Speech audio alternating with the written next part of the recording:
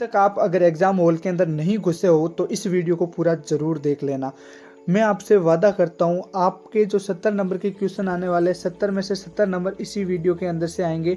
बाहर से एक भी क्वेश्चन नहीं आएगा। अगर एक भी क्वेश्चन आए तो वापस इसी चैनल पे आके इस चैनल को अनसब्सक्राइब कर देना। मैं आपको 20 से 25 मिनट के अंदर आपकी पूरी की पूरी किताब को संक्षेप में बता देना चाहता हूँ। पूरी की पूरी किताब बता दूंगा, उससे बाहर एक भी क्वेश्चन नहीं आएगा।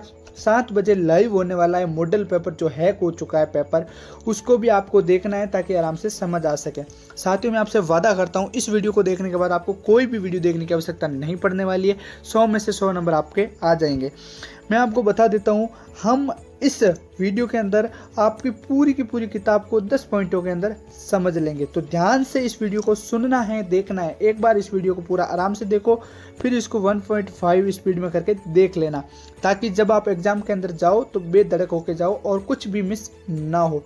मैं आपको बता देता हूँ, हम इस बुक्स के अंदर सबसे पहले पढ़ेंगे लंबी कविता वो खंड काव्य के बारे में, फिर स्वरूप विश्लेषण, फिर परंपरा और विकास, फिर सरोज स्मृति जो सूर्यकांत त्रिपाठी निराला ने लिखी है, फिर ब्रह्मरक्षक एंड परिवर्तन और बुआनों की नदी, कौन सी कुआनों की नदी जो सर्वेश्वर दयाल सक्सेना ने लिखी है। इन सभी की व्याख्या, अनुभूति, विवेचना, अभिव्यंजक का वर्णन करेंगे। आराम से जानेंगे, एकदम कथा के रूप में जानेंगे। आपको कुछ कॉपी पेन कुछ नहीं लेना, इस वीडियो को ध्यान से पूरा देखना है। फिर आप एक भी क्वेश्चन छोड़ के नहीं आओगे और आराम से पूरे का पूरा पेपर सॉल्व करके आओगे। मैं आपको बता देता हूँ, फिर हम 8वें पॉइंट के अंदर पढ़ेंगे नरेश मेहता के बारे में जो प्रवाद पर्व हैं, और व्यक्तित्व व कर्तव्य के बारे में पढ़ेंगे इनके। एंड 10वां पॉइंट रहेगा व्याख्या, विवेचन, अनुभूति, अभिव्यंजनक। इनमें संक्षेप में इन 10 बिंदुओं के अंदर मैं आपको अपनी पूरी की पूरी बुक्स हैं उसे समझा दूंगा। तो प्लीज़ इस वीडियो को एंड तक देखना एंड अपने दोस्तों के साथ शेयर कर देना। अंत में आपके लिए बहुत बड़ा बोनस पॉइंट है, वो भी हम जानेंगे। तो देखो, सबसे पहले हम जान लेते हैं हिंदी साहित्य को। देखो, हमारा सबसे पहला हिंदी साहित्य का पेपर है आधुनिक काव्य का। इसको जान लेते हैं। हिंदी साहित्य को मोटे तौर पर 4 कालखंड में विभाजित किया गया। कौन सा? आदिकाल, भक्तिकाल, रीतिकाल और आधुनिक काल। हम कौन सा पढ़ने वाले? आधुनिक काल। आधुनिक काल की शुरुआत कब से हो जाती है? 1850 ईस्वी से शुरू हो जाती है। बाकी आपको कहीं ध्यान नहीं देना, इस सब को छोड़ दो। सीधा हम चलते हैं अपने मेन और टॉपिक पर।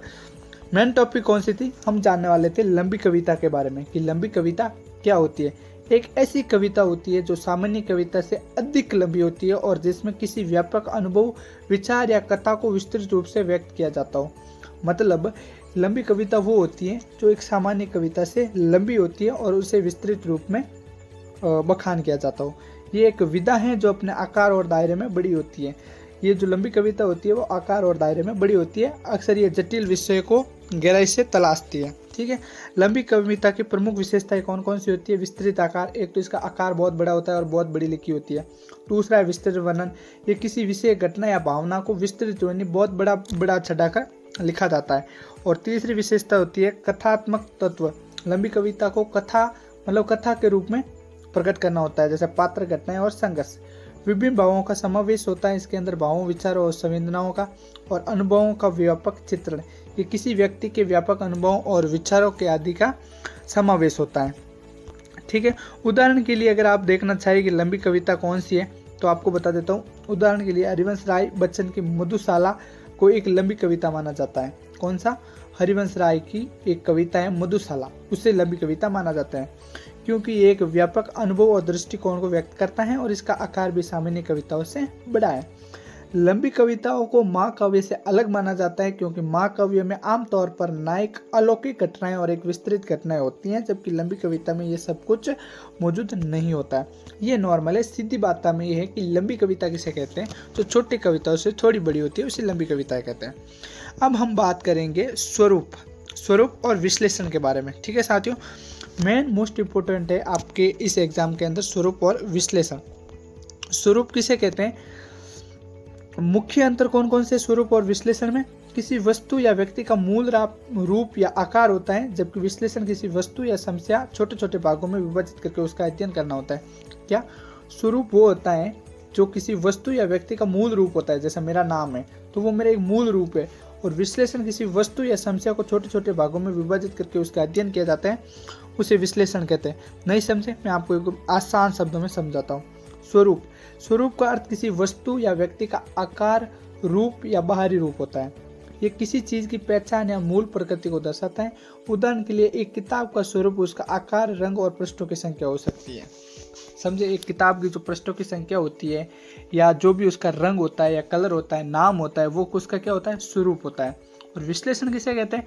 विश्लेषण का अर्थ है किसी वस्तु या समस्या को छोटे छोटे भागों में विभाजित करके उसका अध्ययन करना, ताकि उसकी संरचना, कार्य या विशेषताओं को समझा जा सके। ये किसी चीज़ के भीतर की जानकारी को समझने में मदद करती है। उदाहरण के लिए एक कहानी को विश्लेषण करने के लिए हम कहानी के पात्रों को, कथानक और संदेशों को अलग अलग करके उसका अध्ययन करते हैं। संक्षेप में अगर आप इन दोनों के बारे में जानना चाहें तो मैं आपको बता देता हूँ। स्वरूप किसी चीज़ का बाहरी रूप है, जबकि विश्लेषण किसी चीज़ के भीतर की जानकारी है। उदाहरण जैसो एक फूल का स्वरूप उसकी पंखुड़ियाँ हैं, ठीक है, रंग और गंध हो सकता है, ठीक है, रंग और गंध हो सकता है। जबकि एक फूल का विश्लेषण करने के लिए हम उसकी जड़ों, तने और पत्तियों का अध्ययन कर सकते हैं। नहीं समझे? और एग्जाम्पल से समझाता हूँ। जैसे आपका नाम फलान जी है, तो अब फलान जी है वो क्या हो गया, आपका स्वरूप हो गया। लेकिन आपके स्वभाव, लेकिन आपकी जो हेल्थ, वेल्थ, वो सब चीज़ें क्या हो गई, वो एक विश्लेषण हो गई जो आपके बारे में छांट छांट करके बताया जा रहा है। दूसरे शब्दों में कहा जाए तो स्वरूप किसी चीज़ का क्या है और जबकि विश्लेषण कैसे है। ठीक है, आई होप कि आराम से समझ गए होंगे। अब हमारा थर्ड पॉइंट था परंपरा और विकास। इन दोनों के बारे में आराम से पढ़ते हैं। परंपरा और विकास दो अलग अवधारणाएं हैं। परंपरा कौन सी चीज़ होती है जो पीढ़ियों से चली आ रही है, रीति रिवाजों, विश्वास और प्रथाओं को संदर्भित करती हैं, जबकि विकास किसी भी क्षेत्र की प्रगति और सुधार की प्रकृति को दर्शाता है। परंपरा जो हमारे पुराने बुजुर्ग हैं वो चलाते आ रहे हैं, रीति रिवाज, त्योहार वगैरह, प्रथाएं, वो है परंपरा। और विकास वो होता है जो प्रगति, सुधार, मतलब अपने देश के अंदर जो करंट वैल्यू में विकास हो रहा है उसे हम कहते हैं डेवलपमेंट। अब देख लो परंपरा के बारे में जानते हैं। परंपरा अतीत से चली आ रही सांस्कृतिक, सामाजिक या धार्मिक प्रथाओं का एक सेट है। ये आमतौर पर पीढ़ी दर पीढ़ी पारित होती रहती है और किसी भी विशेष समूह के जीवन का एक महत्वपूर्ण हिस्सा होती है। परंपराएं लोगों को इनके इतिहास और पहचान से जोड़ती है। उदाहरण के लिए किसी विशेष त्योहार को मनाने, रीति या किसी विशेष धार्मिक अनुष्ठान को करना परंपरा का हिस्सा है। जैसे दिवाली, होली मनाते हैं हम सब लोग, वो परंपरागत है। लेकिन विकास में क्या अंतर है? विकास किसी भी क्षेत्र में प्रगति, सुधार या परिवर्तन की प्रक्रिया है। ये आमतौर पर सकारात्मक बदलाव को संदर्भित करता है जो किसी व्यक्ति, समाज या अर्थव्यवस्था को बेहतर बनाता है। विकास नवाचार, प्रौद्योगिकी और शिक्षा के माध्यम से प्राप्त किया जा सकता है। उदाहरण के लिए किसी देश की अर्थव्यवस्था का बढ़ना, शिक्षा के स्तर में सुधार या स्वास्थ्य में प्रगति या विकास के उदाहरण है। अब इसके अंदर अगर आपको मुख्य अंतर जानना है तो निरंतरता बनाम परिवर्तन। परंपरा निरंतरता पर जोर देती है कि रेगुलर ये चलना चाहिए, दिवाली मनानी चाहिए, होली मनानी चाहिए और जो परंपरागत लोकतांत्रिक कार्य वो करने चाहिए। जबकि विकास परिवर्तनशील और प्रगति पर है। लेकिन विकास है जो परिवर्तन हो जाता है, बार बार नई नई चीजें डेवलपमेंट होती रहती हैं। दूसरा अतीत बनाम भविष्य। परंपरा अतीत से जुड़ी होती है जबकि विकास भविष्य को उन्मुख करता है। परंपरा तो अतीत से जुड़ी होती है लेकिन जो भविष्य होता है, जो विकास होता है, वो भविष्य तय करता है। स्थिरता बनाम गतिशीलता। परंपरा अपेक्षाकृत स्थिर होती है जबकि विकास गतिशील और परिवर्तनशील होता है। मैं आपको साथियों एक चीज़ और बता देना चाहता हूँ। अगर आपको ये वीडियो बोरिंग लगे फिर भी इस वीडियो को पूरा देखना, क्योंकि इसी के अंदर से आपके सारे क्वेश्चन आएंगे। अगर आपने पूरी किताब भी समझ लेना फिर आपको कोई प्रॉब्लम नहीं होगी कोई भी क्वेश्चन सॉल्व करने के लिए, क्योंकि जब आप पूरे जीवन को समझ जाते हो ना तो छोटी छोटी जो बाधाएं आती है उन्हें आप आराम से पार कर सकते हो। पहली बात बता दे रहा हूँ, अगर ये आप वीडियो पूरा देखोगे तो आने वाला मॉडल पेपर को अच्छी तरीके से समझ पाओगे। ठीक है, अब बात करते हैं नरेश मेहता के बारे में। मोस्ट इम्पोर्टेंट है, लगा लेना नरेश मेहता कौन था, और इन्हीं में से कम 20 नंबर के आपके क्वेश्चन बनने वाले हैं। कौन से प्रभात पर्व पर? ठीक है, मोस्ट इम्पोर्टेंट है, मोस्ट इम्पोर्टेंट। देखो, नरेश मेहता का जन्म 1922 से 2000 ईस्वी के बीच था। ये हिंदी साहित्य के एक प्रमुख कवि, उपन्यासकार और नाटककार थे। इनका जन्म मध्य प्रदेश के शाहजहाँपुर में हुआ था। उन्होंने काशी विश्वविद्यालय से एमए किया था, साहित्य में एमए किया था। मेहता को 1988 में साहित्य में अकादमी पुरस्कार, 1922 में ज्ञानपीठ पुरस्कार से सम्मानित किया गया था। इनके बारे में व्यक्तित्व और कृतित्व, इन दो चीज़ों के बारे में आपको पूछ सकते हैं।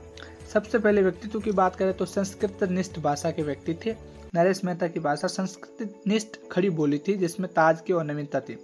सांस्कृतिक चेतना, ये विशेषकर वैष्णव परंपरा और वेद उपनिषदों के ज्ञाते थे। दार्शनिक दृष्टिकोण, उनके साहित्य में दार्शनिक चिंतन विशेषकर अस्तित्ववाद और भारतीय दर्शन को प्रभाव दिखाई देता है। प्रयोगशील व्यक्ति थे, उन्होंने अपनी रचनाओं में नए बिंबों, उपमानों और छंदों का प्रयोग किया। अब साथियों हम जानेंगे सबसे ज़्यादा मोस्ट इम्पोर्टेंट है कि हम भले तो रामचंद्र गुलेरी शर्मा को ले लें या फिर जो अपने कवि है ना, जो अपने इस बुक्स के अंदर जो हम 5 कवियों को पढ़ने वाले हैं, उन सभी के बारे में जानने के लिए और उनकी कविताओं को जानने के लिए सबसे ज़्यादा ज़रूरी हमारे सामने आएगी व्याख्या आएगी। और व्याख्या के बाद आपको पता चलेगा विवेचन क्या होता है, और विवेचन के बाद अनुभूति, अनुभूति के बाद अभिव्यंजनात्मक। ठीक है, चाहे सरोज स्मृति ले लो, कोई भी पार्ट ले लो, इन सभी के अंदर ये 4 चीज़ मोस्ट इंपोर्टेंट है। तो सबसे पहले इनको जान लेते हैं। व्याख्या किसे कहते हैं? देखो, व्याख्या का शाब्दिक अर्थ होता है स्पष्टीकरण या विस्तार पूर्वक समझना। व्याख्या का मतलब किसी बात, विचार या अवधारणा को स्पष्ट और समझने योग्य बनाना है। ये किसी जटिल विषय को सरल भाषा में समझाना या किसी कथन के निहितता को उजागर करना हो सकता है। अब हम जानेंगे निवेचन का शाब्दिक अर्थ क्या होता है। विश्लेषण, व्याख्या या किसी विषय वस्तु की गहन जांच और मूल्यांकन। व्याख्या किसे कहते हैं और विवेचन किसे कहते हैं? विवेचन, विश्लेषण, किसी वस्तु को गहन जांच करते हैं ना, उसे हम विवेचन कहते हैं। संक्षेप में विवेचन का अर्थ किसी विषय को समझना, उसके विभिन्न पहलुओं पर विचार करना और फिर उसी पर अपनी राय और निष्कर्ष देना, ये होता है विवेचन। अब बात करेंगे अनुभूति का मतलब क्या होता है। किसी चीज़ का अनुभव करना या महसूस करना, चाहे शारीरिक रूप से करो या मानसिक रूप से करो। संवेदना हो सकती है, जैसे कि ठंड या गर्मी, जैसे हम महसूस करते हैं उसी प्रकार अनुभूति कर सकते हैं। भावनात्मक भावनाएं, जैसे खुशी या दुख। अब बात करेंगे हम सबसे मोस्ट इम्पोर्टेंट कि अभिव्यंजनात्मक पक्ष का मतलब क्या होता है। किसी भी चीज़ को व्यक्त या प्रकट करने के तरीका, खासकर कला और साहित्य में। ये किसी भी भावनाओं, विचारों, अनुभवों का शब्दों, रंगों, ध्वनियों, अन्य कलात्मक माध्यमों को प्रकट करने की प्रक्रिया है। ठीक है साथियों, अब हम बात करेंगे मुख्य अभिव्यंजक पक्ष। कौन सी? मुख्य अभिव्यंजक पक्ष किसके? जो प्रवाद पर्व है ना, उसके बारे में। मोस्ट इम्पोर्टेंट है, 100% लिखा हुआ के ले लेना। ठीक है, जो प्रवाद पर्व है वो मुख्य रूप से किस पर निर्भर है? राम की मानवीय रूप में। ये जो क्वेश्चन लिखा हुआ है, नरेश मेहता जी ने जो प्रवाद पर्व लिखा है वो विशेषकर केंद्र बिंदु बनाया है श्री रामचंद्र भगवान को और उनके शासन को। राम को मानवीय रूप में प्रस्तुत करना मुख्य अभिव्यंजक पक्ष है। कविता में राम को एक साधारण मनुष्य के रूप में दिखाया गया है जिसके ऊपर ईश्वर का आवरण नहीं है। लोक कथाओं और आधुनिकता का संघर्ष, परंपरा और आधुनिकता के बीच के संतुलन और राष्ट्र राज्य की व्याख्या। ठीक है साथियों, और मुख्य अभिव्यंजक पक्ष यही होता है मुख्य रूप से। इसको छोड़ो आप, हम आगे बढ़ते हैं, एकदम डिटेल से जानते हैं सभी के बारे में।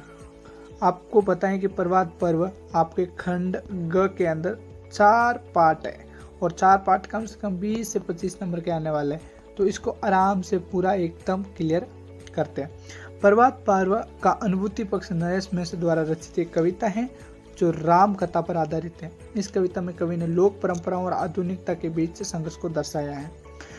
साफ साफ ट्यूशन आ सकता है, प्रवाद पर्व क्या है? तो आपको बताना है कि ये एक कविता है जो नरेश मेहता ने लिखी है और राम कथा पर आधारित है, और कवि ने लोक परंपराओं और आधुनिकता के बीच को संघर्षों को दर्शाया है। ये कविता पारंपरिक विश्वास और आधुनिक विचारधाराओं के बीच टकराव को सूक्ष्मता से चित्रित करती है और समाज में होने वाले परिवर्तनों, प्रभावों पर गहन चिंतन करती है। अनुभूति पक्ष का वर्णन, लोक परंपराओं और आधुनिकता का संघर्ष। कविता में कवि ने ग्रामीण समाज में प्रचलित लोक कथाओं और मान्यताओं को आधुनिक दृष्टिकोण से देखने का प्रयास किया है। और एक चीज है प्रभात पर्व पर सीता पर लांछन। कविता में सीता के चरित्र पर धोबी द्वारा लांछन लगाने की घटना के आधार पर बनाए गए और राम द्वारा साधारण मनुष्य की प्रतिष्ठा को तर्क देकर सीता को राज सतह से जोड़ने का प्रयास किया गया है। मैंने इसको थोड़ा पहले ले लिया साथियों, ये बाद में लेना था, बट आप इसको आराम से पढ़ो। ठीक है, स्वतंत्रता और अभिव्यक्ति। कविता में स्वतंत्रता का अराजकता नहीं है, अभिव्यक्ति की स्वतंत्रता का दुरुपयोग, अनुत्तोक वाचालत नहीं होना चाहिए, इस बात पर भी प्रकाश डाला जा सकता है। अब इसका निष्कर्ष आप अगर देखा जाए तो साफ इस पर शब्दों में बता देता हूँ। प्रवाद पर्व कविता लोक परंपराओं, आधुनिकता, अधिकार, न्याय, स्वतंत्रता और मनुष्यता जैसे विषयों पर गहन विचार करती है। यह कविता वर्तमान समाज की चुनौतियों और मानवीय मूल्यों पर एक महत्वपूर्ण टिप्पणी है। अब साथियों मोस्ट इम्पोर्टेंट आपको बता देता हूँ। अब आपकी जो 5 से 6 कविताएं हैं जो कम से कम 30 नंबर की आपकी ये सब चीज़ें आने वाली हैं, वो मोस्ट इम्पोर्टेंट याद कर लेना और समझ लेना आराम से। दोस्तों सबसे पहले सुमित्रा नंदन पंत की कविता है परिवर्तन। कवि ने परिवर्तन को जीवन का शाश्वत सत्य माना है। कविता में कवि ने परिवर्तन के दार्शनिक पहलू को उजागर किया है और इसे प्रकृति के नियम के रूप में दर्शाया है। इस कविता में कवि ने परिवर्तन को एक शक्तिशाली और निरंतर चलने वाली प्रक्रिया के रूप में चित्रित किया है जो जीवन के हर पहलू में व्याप्त है। कुछ व्याख्याओं के अनुसार कविता में कवि ने परिवर्तन का एक ऐसे बल के रूप में दर्शाया है जो सब कुछ बदल देता है और जिसमें सुख दुख उत्थान पतन सभी शामिल है। सुमित्रा नंदन पंत ने एक कविता लिखी है जिसका नाम है परिवर्तन, और परिवर्तन आपके इस अध्याय के अंदर, इस बुक्स के अंदर इंक्लूड है। उसकी व्याख्या करेंगे, फिर विवेचन करेंगे और फिर अनुभूति करेंगे और उसके बाद एक और चीज़ करेंगे। तो व्याख्या करते हैं सबसे पहले परिवर्तन का दार्शनिक पहलू। कवि ने परिवर्तन को एक दार्शनिक अवधारणा के रूप में प्रस्तुत किया है। उसका मानना है कि परिवर्तन जीवन का शाश्वत सत्य और निरंतर चलता रहता है। प्रकृति का नियम। कवि ने परिवर्तन को प्रकृति का नियम के रूप में देखा है। उनका मानना है कि प्रकृति ऋतुएं बदलती है, इसी प्रकार जीवन में भी परिवर्तन आते रहते हैं। सुख दुख का चक्र। कविता में कवि ने यह भी दर्शाया कि परिवर्तन के साथ सुख और दुख दोनों आते हैं। जीवन में उत्थान पतन दोनों ही परिवर्तन के पहलू है। निष्ठुर परिवर्तन। कवि ने परिवर्तन को निष्ठुर भी कहा है क्योंकि ये किसी के प्रति दया नहीं रखता और सभी को समान के रूप में देखता है। और मानवीकरण। कवि ने परिवर्तन को मानवीकरण किया है, उसे वास्तविक की नाग के रूप में चित्रित किया है जो अपने फन से पूरे संसार को घेरे हुए हैं। ठीक है, ये किसके बारे में बात हो रही है? ये परिवर्तन एक कविता है आपके अध्याय के अंदर, इस बुक्स के अंदर जो सुमित्रा नंदन पंत ने लिखी है उसके बारे में बात हो रही है। ये एक कहानी है साथियों, इसको आपको सुनना चाहिए और कल एग्जाम के अंदर, आज होने वाले एग्जाम के अंदर आपको लिखना पड़ेगा। और निवेचन क्या होती है? छायावादी शैली, प्रतीकात्मक भाषा और संदेश। मतलब अब आपको बताना है कि इसकी भाषा कैसी थी, ये प्रतीकात्मक कैसी है, निष्कर्ष इसका क्या होता है, मैं वो पढ़ लेते हैं।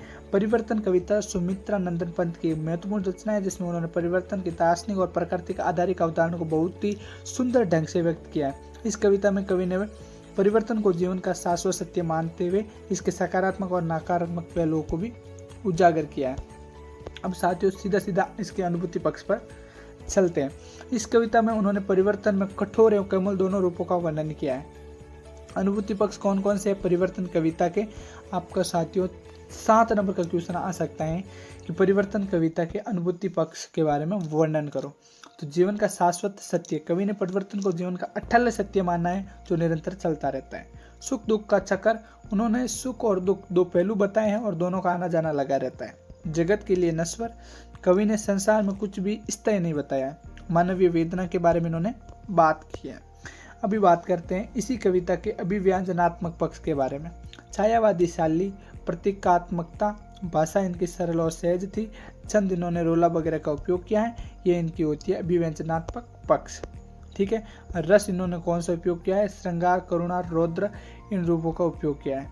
ठीक है, और विरोधाभास, अलंकार जैसे इन्होंने उपयोग किया है। अब बात करते हैं साथियों आपका 5वां पॉइंट मुख्य इंपॉर्टेंट है, वो सरोज स्मृति जो सूर्यकांत त्रिपाठी निराला ने लिखा है अपनी बेटी के वियोग में, किसमें? अपनी मृत्यु पर लिखा है। ये कविता न केवल एक पिता के दुख और पीड़ा को व्यक्त करती है जबकि जीवन के सत्य, प्रेम और स्मृतियों के महत्व को भी दर्शाती है। और व्याख्या करते हैं इसकी, सबकी आपको व्याख्या, विवेचन, अनुभूति और वो सब तो करनी पड़ेगी 4 चीज। इसी से आपके नंबर आएंगे, इससे बाहर एक भी क्वेश्चन नहीं आने वाला है। व्याख्या करते हैं लोकगीत। सरोज स्मृति एक लोकगीत है जो निराला द्वारा अपनी बेटी की मृत्यु के बाद लिखी गई थी। पिता पुत्री का प्रेम। कविता निराला अपनी बेटी को, सरोज थी उसकी बेटी, उसके गहरे प्रेम और वात्सल्य को व्यक्त किया है। जीवन का सत्य, स्मृतियों का महत्व, ये सब इनकी व्याख्या है। संघर्ष और पीड़ा, इन सभी का सामाजिक यथार्थ, इन सभी का जो वर्णन है वो अपने इस कविता के अंदर उन्होंने किया है। ये सब व्याख्या के अंदर आ गया। अब इसकी विवेचना क्या है? भाषा कौन सी थी जो खड़ी बोली का उपयोग किया है? छंद कौन सा? छंद मुक्त है, प्रयोगशाल है, इसकी शैली भावात्मक है, अंदर से संगीत में भी है और प्रतीकात्मक है। ठीक है, उन्होंने अलंकार कौन कौन से उपयोग किए? उपमा, रूपक, अनुप्रास जैसे अलंकार है। आपको समझ में नहीं आ रहा है, दोबारा इस वीडियो को देखना, सिर्फ कहानियाँ सुननी है। कहानियाँ सुननी है कि किस पर लिखी गई और कैसे लिखी गई और क्यों लिखी गई, और आपको ज़्यादा कुछ नहीं करना है। अनुभूति क्या है इसका? गहरा दुख और पीड़ा।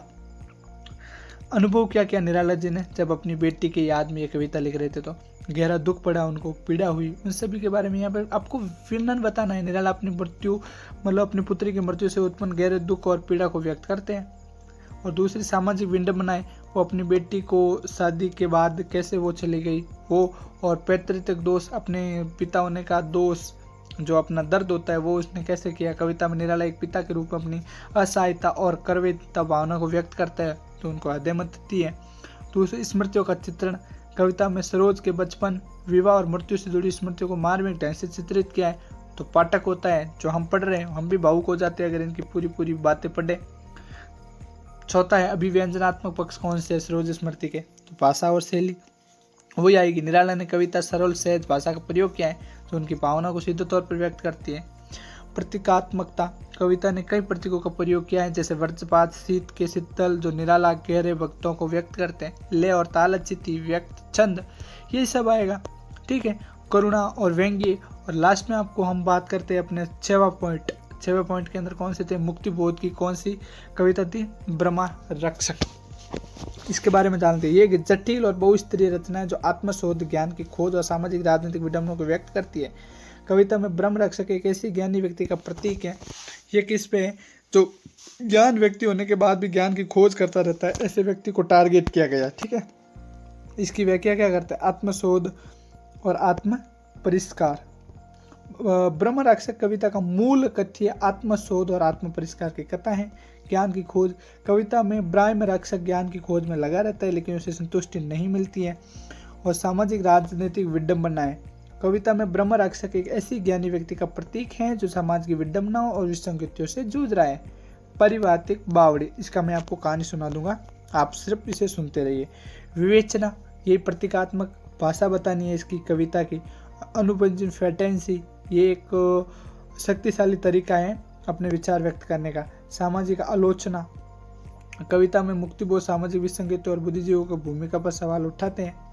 इसकी मैं आपको कहानी समझा दूंगा। भाषा, अनुभवी फैटेंसी, सामाजिक आलोचना और आत्म संघर्ष। फिर निष्कर्ष क्या निकलता है इसका? निष्कर्ष है ब्रह्म रक्षक मुक्तिबोध की एक महत्वपूर्ण कविता है जो ज्ञान, आत्मज्ञान, सामाजिक विडंबनाओं से जटिल मुद्दों को उठाता है।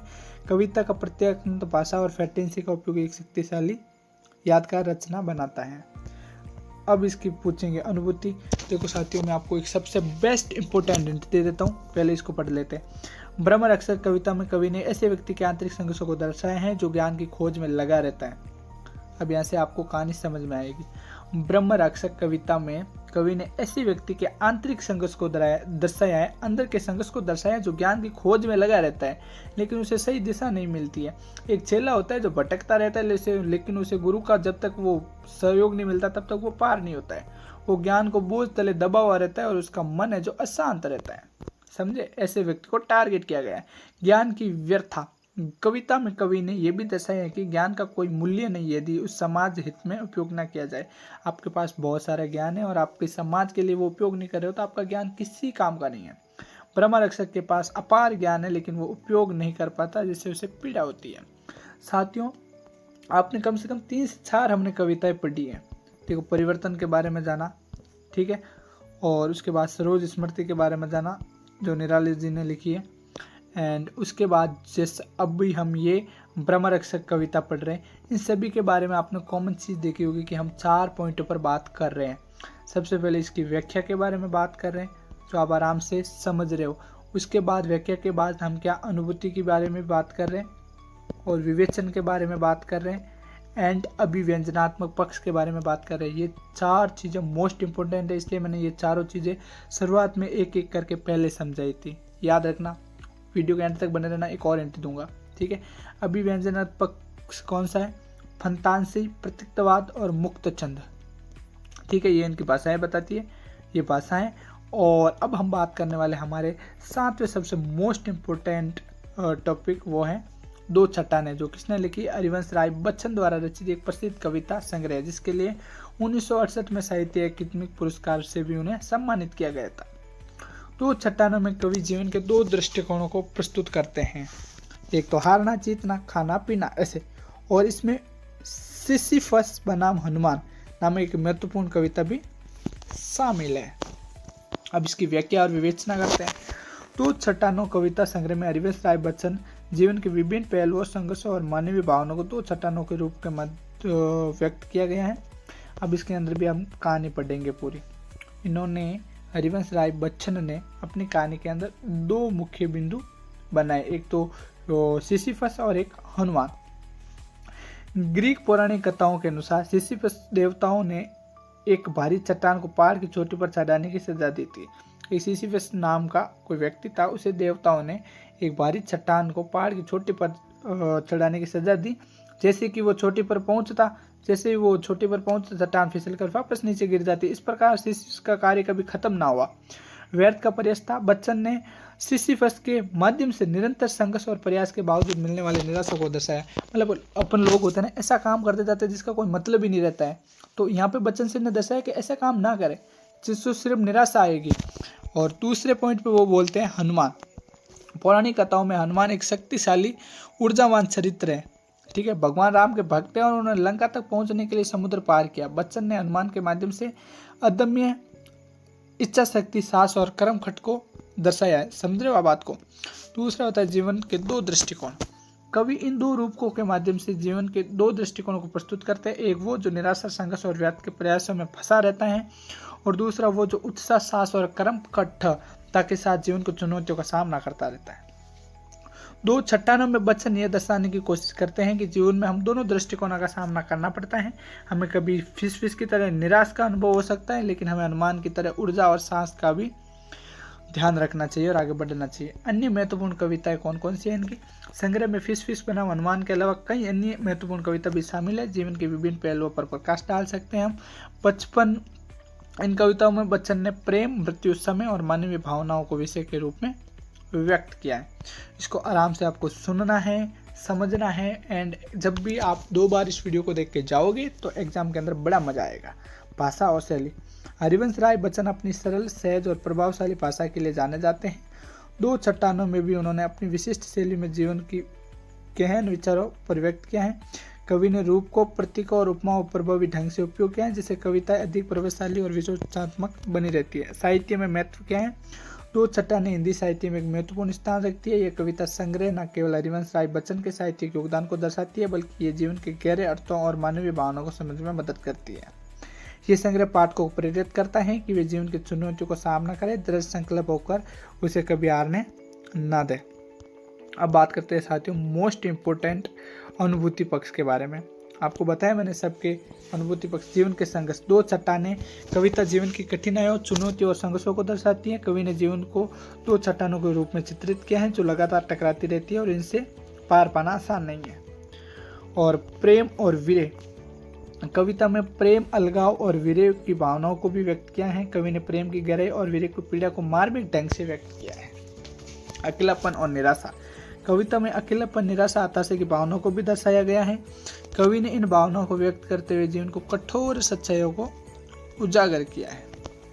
आशा और संघर्ष। इन नकारात्मक भावनाओं के बावजूद कविता में आशा और संघर्षों का भाव भी मौजूद है। कवि ने संदेश दिया है कि जीवन में कितनी भी कठिनाई आए हमें हार नहीं माननी चाहिए और संघर्ष करना चाहिए।